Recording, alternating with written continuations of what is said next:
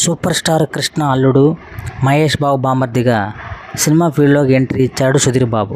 First cinema ఎస్ఎంఎస్తో entry ఇచ్చి ప్రేమ కథా చిత్రంతో బ్లాక్ బాస్టర్ హిట్ అందుకున్నాడు ఈ హీరో. తర్వాత చాలా సినిమాల్లో నటించిన ఎక్కడ తనకంటూ ప్రత్యేక ఇమేజ్ వచ్చింది తప్ప హిట్ పడలేదు. Different character. నాని సినిమాలో విలన్గా నటించాడు. అయినా తనకంటే ప్రత్యేక ఇమేజే ఉందో తప్ప హిట్ అనేది పడలేదు. అయితే రీసెంట్గా అరోహమారా అనే సినిమాతో థియేటర్లోకి వచ్చాడు సుధీర్ బాబు. అయితే ఈ సినిమా చూస్తున్నంతసేపు మనకి మరో పుష్ప స్టోరీ రన్ అవుతుందన్న ఫీల్ కలుగుతుంది. అదే బ్యాక్ డ్రాప్, అదే స్లాంగు, కుప్పం బ్యాక్ డ్రాప్తో తీసిన ఈ సినిమా. పుష్పలో హీరోకి ఒక మేనరిజం ఉంటుంది, ఈ సినిమాలో కూడా సేమ్ ఒక మేనరిజం ఉంటుంది. అలాగే పుష్ప హీరో ఎర్రచందనం స్మగ్లర్ అయితే ఈ సినిమాలో హీరో గన్స్ సప్లై చేసే క్యారెక్టర్లో నటించాడు. ఏదేమైనా తన కష్టానికి, తన హార్డ్ వర్క్కి తగిన ప్రతిఫలం దక్కలేదని చెప్పాలి.